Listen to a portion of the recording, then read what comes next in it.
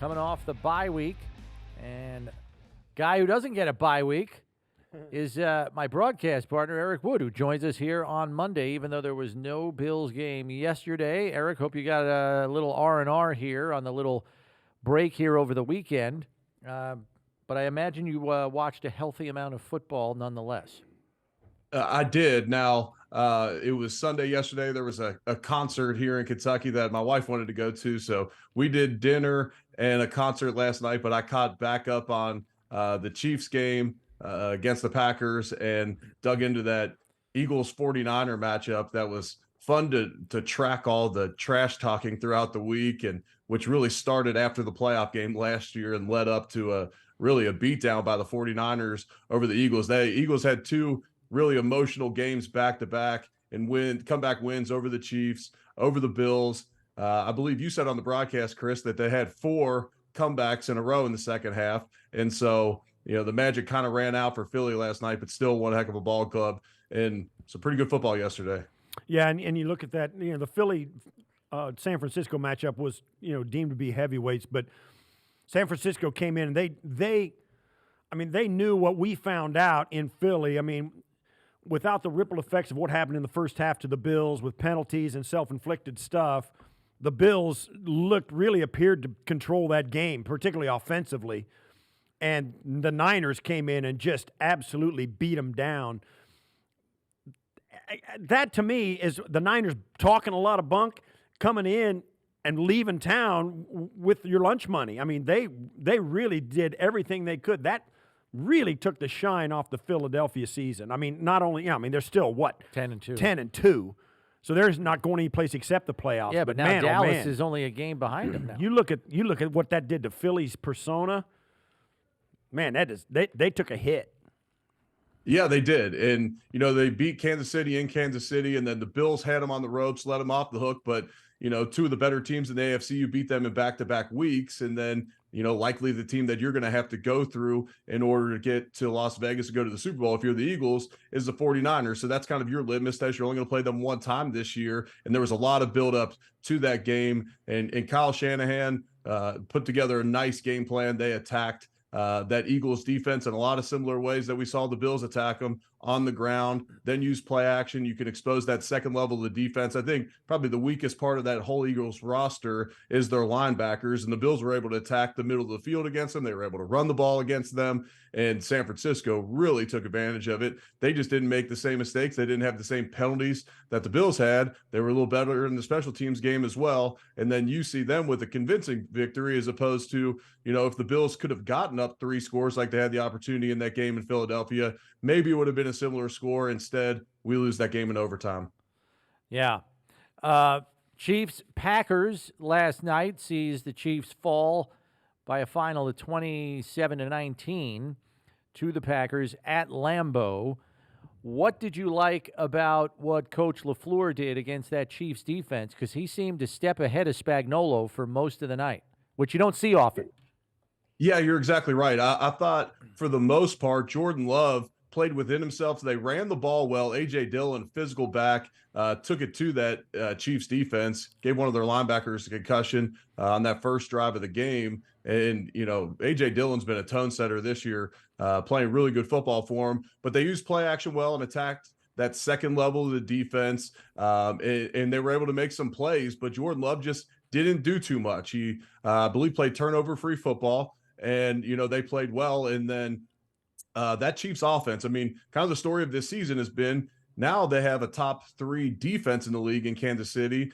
But, over the years of getting rid of Tyreek Hill and letting these guys in the skill positions go, really they've left themselves with, Patrick Mahomes, one of the best quarterbacks of all time, Travis Kelce, maybe the best tight end of all time. But then it's, Rice on the outside and Valdez Scantling and Sky Moore and, just no real playmakers, true playmakers at the wide receiver position. Now, Rice looks like he could be a really nice player. They get the ball to him and a ton of screens and whatnot. Pacheco had another nice night, but to me, especially with Smith leaving the game at left tackle, they were really able to put some pressure on Mahomes in the pocket, which will be a key for the Bills Sunday as they go to Kansas City, is being able to get pressure on Mahomes with the 4-man rush because you don't want to dial up too many blitzes against him. He's been great against the blitz throughout his career, but especially if Smith plays, which we'll see, he left the game with a stinger, right shoulder stinger, their left tackle. But if he doesn't play, they were able to apply consistent pressure on Mahomes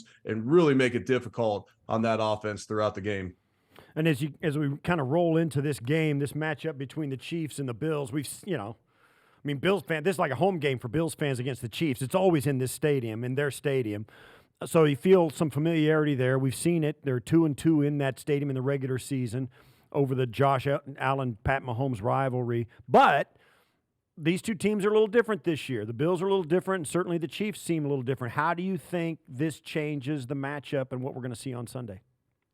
Yeah, it is a different matchup, especially with the injuries on the defensive side of the football. You look back to last year, and Matt Milano made key plays in that regular season game. He won't be out there. Von Miller was healthy, and he was a factor. And there's different faces, but I do like where we've seen some emergence from some guys on the defensive side of the football. You got Terrell Bernard playing incredible ball at linebacker, and then Dotson has. He's gotten experience as the years went on. He's playing better as a run defender. Hopefully this secondary for the Bills after this bye week is able to get healthier. You have some age and experience in that secondary that this late bye probably didn't do a whole lot of favors them leading up into it, but should give them, kind of a recharge for this final go down the stretch. And then up front, I've been so impressed with Ed Oliver all year, and he's going to need to be a factor. If you can put pressure from that defensive tackle spot, we see it with Chris Jones on the other side of the ball for the Chiefs all the time. When you can apply pressure on quarterbacks from the inside out, which is what Ed Oliver's been doing a lot this season, part of the reason why A.J. Epinesa and Leonard Floyd have had such productive seasons as well. But Ed Oliver needs to be a factor in this game. That's why you draft him in the top 10 and reward him with a contract extension. He's played great all year, but he's going to have to be a factor. And then offensively for the Bills, with this Chiefs game and then moving forward in the final 4 games with the injuries on the defensive side of the football, they're going to need to play dominant football, which they've done the last 2 weeks. Under Joe Brady, this offense has looked great. There's guys, 2 weeks ago, Shakir, last week it's Davis stepping up. We know Diggs is going to bring it each and every week, and Kincaid has emerged as that number 2 target in the pass game. And I'm great with them, rolling with them as the 1-2 the rest of the year, and then kind of see game plan wise how you're going to get those other weapons involved. And then when I look at these last 5 games and, it's going to be cold, maybe windy in Kansas City, you have an offensive line that's played really well all season, and they're completely healthy up front. This has got to be a deal where the rest of the year, we're going to stay fairly balanced and include James Cook in this. He goes over 100 yards from scrimmage the last 3 weeks. The offensive line is blocking well. James Cook has one of the highest yards before contact in the entire NFL. That's good scripting by Joe Brady and Aaron Cromer working that run game, but then also those big boys are opening up holes up front. And so to me, you got to be good. You got to be great offensively the rest of this season. And then you got to be cleaner on special teams, just cleaner, not dominant on special teams. And look, all the injuries to the defensive side of the football, that affects special teams as well, because it affects who's going to be out there. Maybe they're playing on defense as well as doing special teams and all that. But the penalties have got to cut down in the special teams if the Bills are going to go 4-1 or 5-0 down the stretch and get in the dance. Special teams has got to be more consistent, and that includes the kicking game, which Martin and Bass have been so consistent over these last couple of years, and hopefully they can get back to their normal ways here down this last stretch. You mentioned, drawing it up and scheme and all of that stuff, Eric, coming off the bye and some undoubted self-scouting. Sean McDermott, in his tenure as head coach of the Bills, is 6-0 coming out of the bye. This is the first game after the bye on the road, though, in the McDermott era, which obviously makes it a little bit different, especially when that venue is Arrowhead. But what do you think is realistic for fans to expect in terms of wrinkles from the Bills with the extra time to prepare?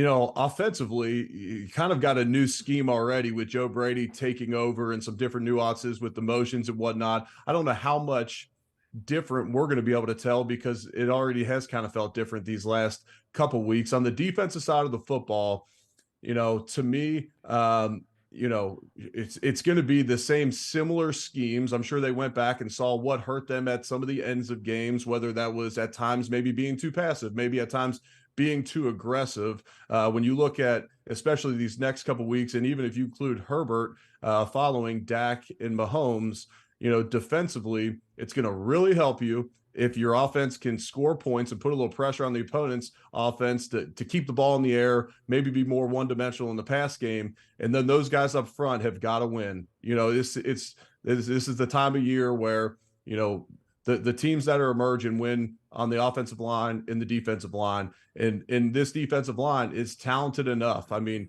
give me Rousseau, Epinesa, Oliver, and Floyd on pass downs.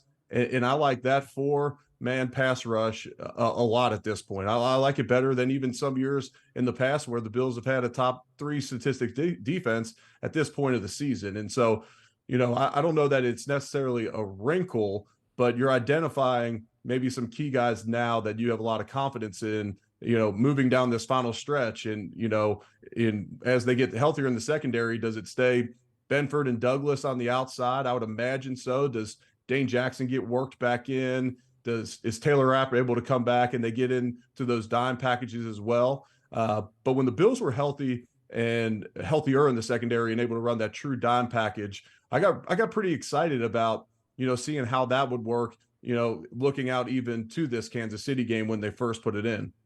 So we got this Bills team coming into Kansas City, and it seems to me, and you're probably the perfect guy to ask about this, very quiet, I guess a little quietly, the Bills' offensive line, to me, have been playing at a high level. I mean, all throughout the season. Their running game seems to be clicking the way they want it to. Josh, he's always been hard to sack, but he's also been protected in the pocket. I just think the offensive line of the Bills have been playing at a really high level. And sometimes I don't know, because nobody's talking about them. Maybe that's the sign that I'm looking at that says they are playing well. What are your thoughts about the way they're playing and their strengths and weaknesses right now?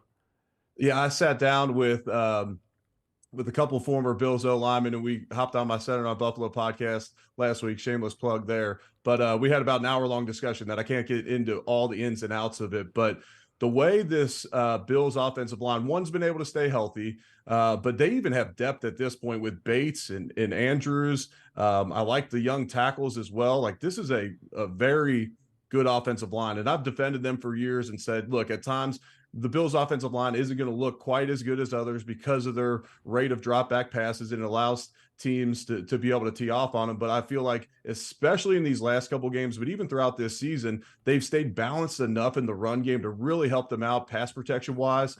And I've liked what I've seen from him. Deion Dawkins, the way he pulls from his left tackle spot is remarkable. There's not a lot of guys in the league that can do it. We take it for granted because we've seen it for years from Deion. But and I was texting with him last week and told him I hope he has a great bye week and gets recharged and all that. And I said, hey, and you're going next level on these pulls right now. He said, dude, I'm loving it. I'm having so much fun with it. And it kind of shows the personality of Deion. But then you have Spencer Brown at right tackle that I really feel like stepping into his own this year. He's using his size, his length really well on the edge. And I think part of it is he's healthy now. When you're 6'8" and over 300 pounds and dealing with a bad back and you're not able to train consistently, it's tough out there. And then on the interior, Mitch Morse is having another really good season. Connor McGovern has been steady all year at left guard. I feel like we haven't talked about him, and that's generally a good thing. And then Osiris Torrance, even against the Eagles, he has a few rough plays in the game, but that's going to happen in your rookie year. You're still learning up there,